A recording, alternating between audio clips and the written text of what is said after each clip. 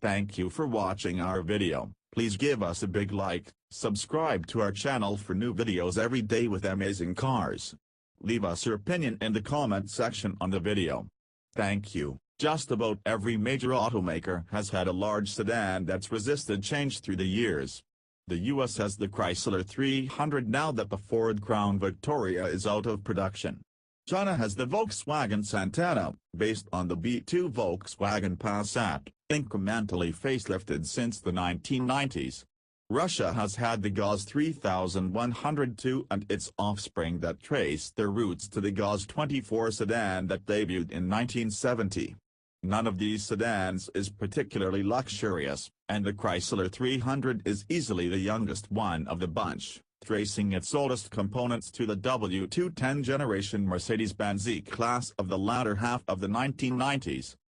Japan has a few cars like these, sedans that have never quite gone out of production, or ones that hung around on shelves with minimal changes for decades at a time, just given the sheer size of its automotive industry.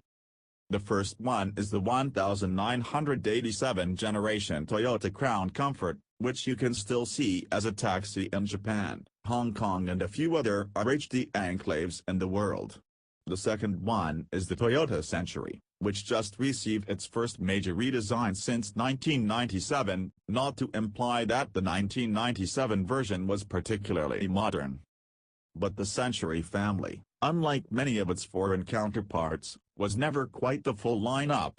The VW Santana, GAZ 3102 and the Chrysler 300 all had station wagon variants over the years, and the greater GAZ 24 family is too vast to be properly quantified even by marque experts.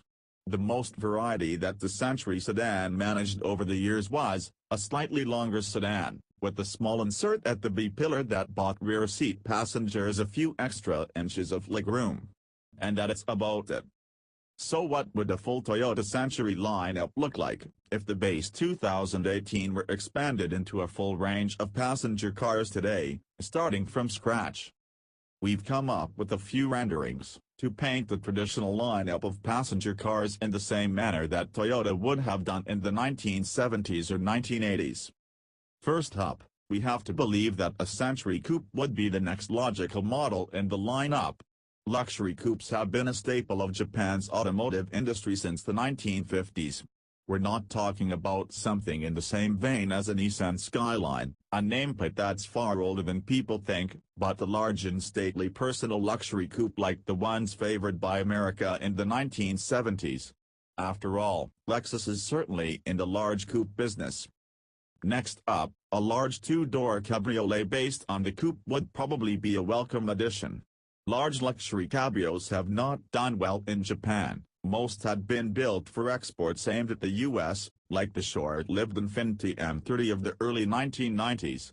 The high-sided, blunt-nosed body style does not make for a particularly sleek and sporty-looking cabriolet, but this fact hasn't stopped Bentley or Rolls-Royce. A full Toyota Century lineup would not be complete without a station wagon, a segment that remains a little more alive in Japan than it is here. Toyota was still into big wagons in the 1990s even though it largely gave up on them after the Camry wagon departed, but the company has a history of churning out large wagons that it didn't share with the rest of the world. And the boxy body of the Century lends itself strangely well to a 1980s station wagon shape. Those familiar with the Toyota Crown wagons will know what we're talking about.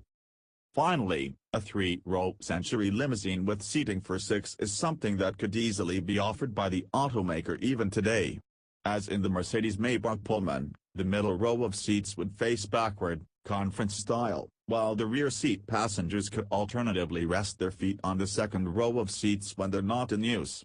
Or an interior console with a partition and a video screen, along with the drink cabinet, could occupy the space of the middle row, as many personal limos have done.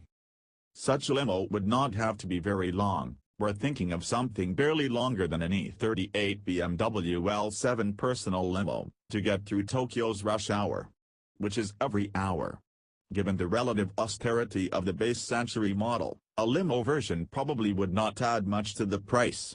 we're thinking something that could start in the $250,000 range, aimed at captains of industry who like to travel in comfort. Given the small, and largely confined to Japan, demand, we wouldn't start saving our yen for these. Toyota is likely to keep the Century a sedan-only model, but we wouldn't rule out a slightly longer limousine with a small partition inside. Thank you for watching our video. Please give us a big like, subscribe to our channel for new videos every day with amazing cars. Leave us your opinion in the comment section on the video. Thank you.